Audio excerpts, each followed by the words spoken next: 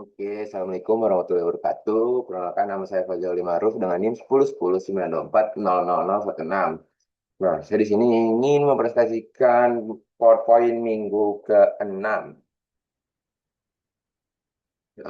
Sebelumnya nama NIM saya itu 101092400016. Di sini maaf Pak, di nama Zoom saya bukan nama saya karena saya meminjam laptop teman untuk melakukan record di Zoom karena laptop saya nggak bisa, lagi rusak. Oke. Langsung masuk aja ke PowerPoint-nya. Ini dia. Eh, di PowerPoint kali ini, di minggu ke-6 ini, mengusung judul pemahaman konsep ADC dalam pengukuran dan pemakaiannya. Definisi ADC, apa itu ADC? Yaitu analog to digital converter. Perangkat analog yang menguasai sinyal analog menjadi sinyal digital. Dunia fisika menggunakan nilai atau kuantitas analog atau kontinu seperti temperatur panas, tekanan cahaya, kelembapan, dan lain-lain. Komputer digital menggunakan nilai biner atau diskrit dengan keadaan 0 dan 1. Nah, di sini bisa dilihat input, output. Di sini sinyal analog, di sini sinyal digital, ini ada ADC-nya. Lanjut. Nah, ADC digunakan untuk proses akuisisi data. Terus kuantitas atau variabel fisika seperti kecepatan panas diubah menjadi sinyal listrik atau tegangan atau arus oleh suatu device yang bernama transducer atau sensor. ADC dibutuhkan untuk mengkonversi kuantitas tersebut ke dalam bilangan digital. Nah, di sini nih sensor, ke ADC langsung ke CPU plus display. Nah, di sini ada data binar, di sini ada binary digit 1 2 terus electronic change atau LED. Di sini ada electronic state, ada on off. Untuk definisinya adalah data dengan bilangan berbasis 2 yang terdiri dari angka 0 dan 1. Angka 0 dan 1 merupakan bilangan yang mempresentasikan data. Di sini ada bit dan byte. Di sini ada bilangan bit 1, 1 bit, 0 itu 1 bit, 10 itu adalah 2 bit, 1 itu 4 bit, dan ini 8 bit. Bit atau binary digit adalah data binar dengan angka 0 dan 1, sedangkan 1 bit adalah 1 bit adalah 8 bit. Contoh penggunaan ADC yaitu 01 format digital, 02 itu handphone, 03 itu termokabel digital, 04 adalah osiloskop digital, 05 adalah termometer digital, 06 adalah perangkat digital lainnya. Nah, di sini ada perbedaan multimeter analog plus digital. Di sini digital, ini adalah analog. Nah, di sini ada representasi sinyal analog dan digital. Di sini ada time untuk analog amplitude dan di sini digital value. Nah, ini adalah tabelnya waktu representasi analog dan representasi digital binar. Untuk satu berarti representasi analog ketiga, untuk binarnya itu 0011, untuk dua itu 5, 0101, 3 itu 9, 1, 001, 4 itu 10, 1010. Nah, di sini ada keunggulan digital, yaitu relatif kurang sensitif terhadap distorsi atau noise dan losses. Dapat diproduksi lebih akurat, terus lebih mudah merekonstruksi suatu sinyal, lebih banyak opsi penyimpanan, dapat diproses secara matematik dan logika, terus lebih mudah untuk distandarisasi, terus sistem lebih mudah untuk didesain, terus sistem digital dapat dibuat lebih kecil, harus rendah, terus dan terakhir terdapat opsi penggunaan display. Tapi ADC itu ada tantangannya, itu pertama butuh waktu untuk mengkonversi sinyal analog ke digital. Tidak pernah memperoleh 100% reproduksi, melainkan sederet nilai diskrit. Menggunakan desain rangkaian yang lebih kompleks. Nah, ini ada prinsip kerja ADC. Yang pertama adalah resolusi. Contohnya ADC 8 bit, output 8 bit digital, berarti sigma n min 1, 2 pangkat 8 min 1, atau 255 nilai diskrit. Untuk ADC 12 bit sama aja, untuk 12 bit digital, 2 pangkat 12 min 1 sama dengan 4096 nilai diskrit. Yang kedua adalah kecepatan sampling. Contoh perbandingan resolusi, ADC 8 bit, full scale, measurement range 0 sampai 10 volt, resolusi ADC 8 bit, ada kan tadi 255 level kuantisasi. Resolusi tegangan ADC itu 10 min 0 V per 255 sama dengan 0,039 volt. Untuk full scale measure range-nya itu 0 kurang 10, 0 sampai 10 volt, terus ADC 12 bit itu 4096 level. Kuantitasasi berarti 10 kurang 0 volt per 4096, yang hasilnya 0,0024 volt. Nah, untuk rasio tegangannya itu rumusnya itu tegangan skala penuh per 2N-1. Untuk karakter prinsip ADC itu kecepatan sampling ADC. Seberapa sering sinyal analog dikonversi ke bentuk sinyal digital pada selang waktu tertentu. Satuan kecepatan sampling biasanya dinyatakan dalam sampel per second atau SPS. Ini adalah contoh diagramnya mencoba sampling ini sinyal analog. Ini kecepatan sampling rendah, ini kecepatan sampling tinggi. Lanjut. Proses konversi ADC. Nah, di sini ada data analog. Terus prosesnya itu melalui sampling, konversi pengkodean. Ini adalah satu yang dinamakan proses konversi ADC. Terus langsung ke data digitalnya. Ini nih, contohnya penyesuaian sampling, mengubah sinyal waktu kontinu menjadi sinyal waktu digital dengan parameter frekuensi sampling. Untuk kuantitasasi itu mengubah sinyal amplituda kontinu menjadi sinyal amplituda diskrit dengan parameter jumlah representasi 8 bit. Itu adalah pengkodean, mengkodekan sinyal diskrit dalam representasi biner atau digital. Nah, sampling ADC, ini adalah contoh sinyal asli, ini sinyal hasil sampling, sinyal digital, ini adalah aliasing. Masuk ke kuantitisasi. Hasil dari proses sampling adalah deretan pulsa dengan nilai amplituda maksimum dan minimum dari sinyal asli. Ini nilai amplituda ini tidak dapat langsung dikodekan sehingga perlu dikuantitisasi terlebih dahulu. Kuantitisasi dilakukan dengan mengelompokkan data diskrit ke dalam kelompok data dengan cara memetakan nilai input seperti nilai pembulatan. Ini adalah contohnya. Lanjut. Tahapan kuantitasasi yaitu pertama nilai max dan min sinyal asli. Yang kedua menentukan step kuantitasasi atau delta dalam setiap level. Rumusnya delta sama x max min x min per L. Itu harus memberikan nilai kuantitasasi dari 0 sampai L min 1 di titik tengah zona.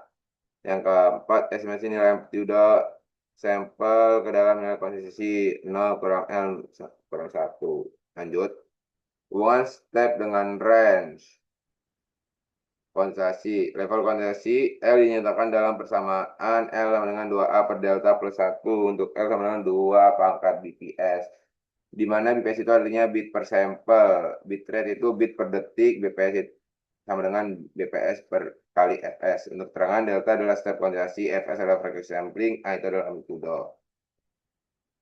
Nah, untuk kesalahan kuantitasinya itu error kuantitasi dibatasi oleh delta per 2 itu minus delta per 2 kurang lebih atau sama dengan IQN kurang lebih atau sama dengan delta per 2. Untuk error kuantitasi tidak akan melebihi dari setengah nilai step kuantitasinya.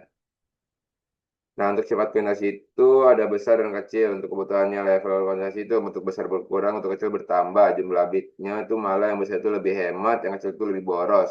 Untuk errornya itu yang besar itu memperbesar atau memperburuk, yang kecil itu mengecil atau membaik. Nah, ini contoh tabel kuantitasi sinyal waktu diskrit. Di sini ada rata-ratanya, di sini ada cara trunkasi, di sini ada cara pembulatannya. Lanjut. Lanjut kita ke pengkodean.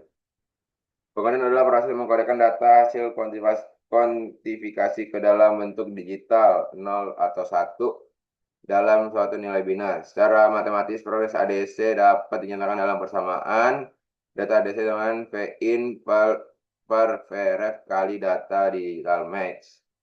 Ini contohnya, pengkodeannya.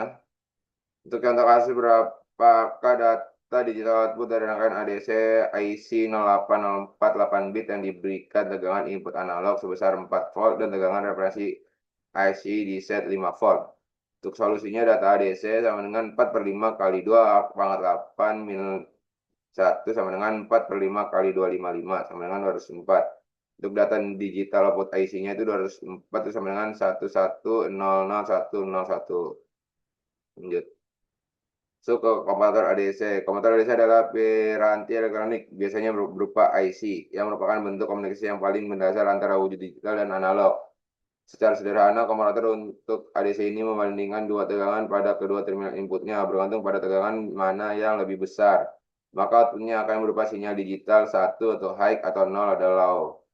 Ini adalah contohnya VS plus, out, Vs min, V plus, V min. Nah, di sini ada cara kerja komparator, itu rangkaian merupakan perbedaan tegangan antara V in dan Vref dan menghasilkan nilai V out.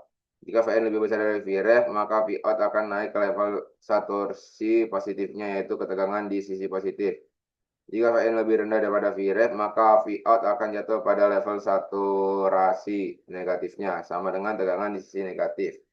Pada prakteknya, rangkaian ini dapat ditingkatkan dengan memasukkan rentang tegangan histeresis untuk mengurangi sensitivitasnya terhadap noise. Oleh karenanya, rangkaian tersebut akan memberikan kinerja yang stabil walaupun sinyal fade-in agak beriak atau noisy. Ini adalah contoh rangkaian komparator non-inverting. Lanjut. Nah, di sini ada contoh rangkaian tegangan referensi komparator. Di sini ada fixer voltage defender, variable position, DC baterai, dan Zener diode. Lanjut. Kelemahan op-amp sebagai komparator. Op-amp dirancang beroperasi dalam mode linear dengan umpan balik negatif. Karena op-amp tidak memiliki histeresis internal jaringan, histeresis eksternal selalu diperlukan untuk sinyal input yang bergerak lambat. Spesifikasi arus op-amp yang diam hanya berlaku ketika umpan balik aktif. Beberapa op-amp menunjukkan peningkatan arus diam ketika input tidak sama.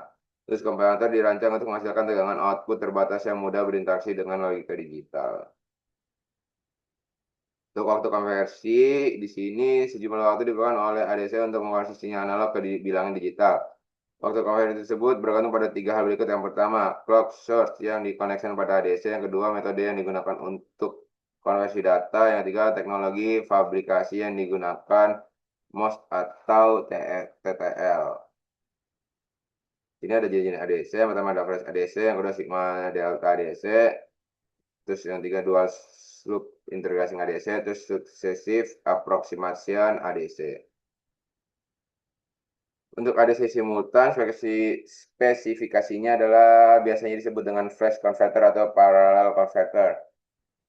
Untuk mengubah V-in analog menjadi sinyal digital output atau N-bit menggunakan 2N-1 komparator. Jenis flash ADC didasarkan pada prinsip membandingkan V-in analog dengan satu set Vref. Hasil dikonversi ke format digital menggunakan apa itu? Pokoknya itu.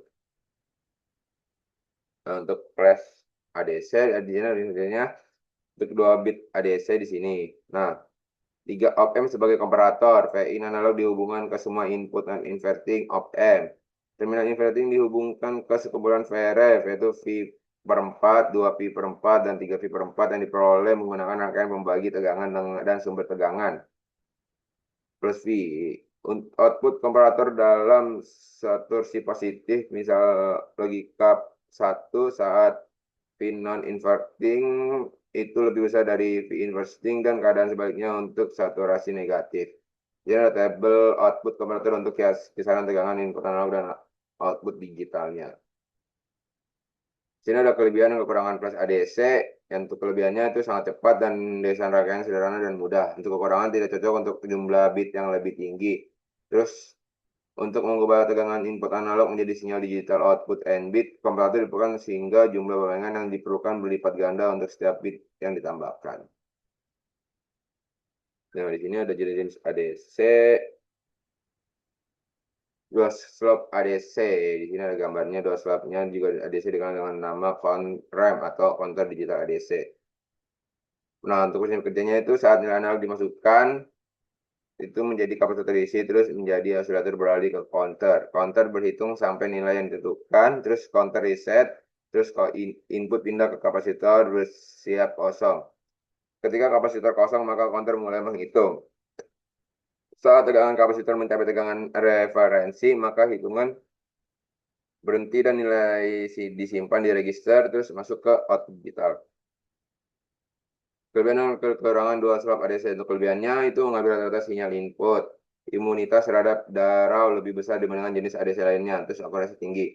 Untuk kekurangan itu lambat, komponen tambahan yang presisi diperlukan untuk memperoleh akurasi yang tinggi. Untuk waktu konversi, jika menggunakan 12 bit digital RAM dengan frekuensi input 500 kHz, maka waktu konversi adalah 2 pangkat 12 min 1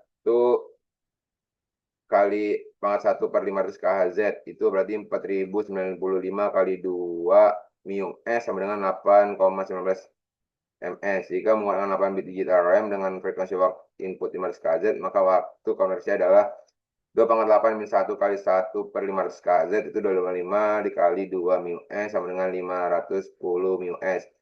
Untuk waktu konversi itu rumusnya tadi 2 pangkat N min 1 kali 1 per F in. Nah, untuk konversi SAR ADC di contoh kasusnya itu 8 bit SAR memiliki resolusi 10 MV. Berapa output digital untuk tegangan input 505 MV? Untuk solusinya itu step P in per resolusi sama dengan 505 MV per 10 MV. 505 step untuk 50 step itu 00110010. Untuk 51 step 00110011.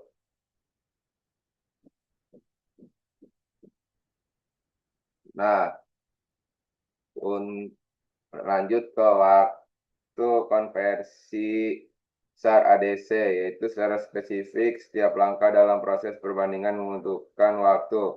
Oleh karena itu, Pak, dibutuhkan aproksimasi SAR ADC dengan jumlah clock tepi yang sama dengan jumlah bit yang ditangani. Jika SAR ADC memiliki output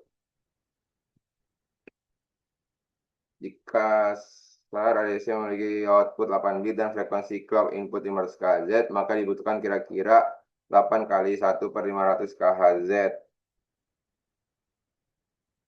Itu sama dengan 8 kali 2 mu S sama dengan 16 mu S. Dalam praktik sebenarnya mungkin diperlukan lebih dari satu tepi clock per step, tetapi step ini masih lebih cepat daripada beberapa metode lainnya.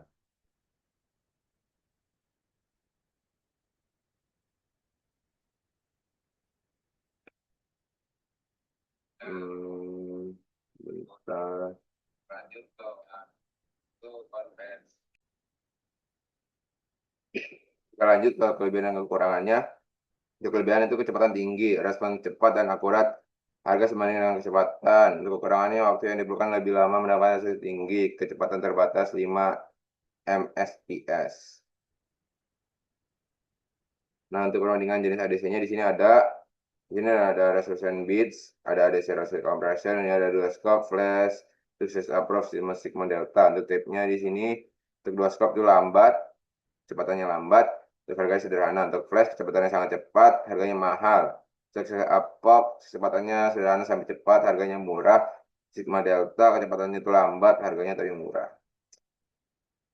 Mungkin segitu saya dari presentasi saya atau penjelasan ulang saya terkait minggu ke-6. Kurang lebihnya mohon maaf, Pak. Saya tutup. Wassalamualaikum warahmatullahi wabarakatuh. Terima kasih, Pak.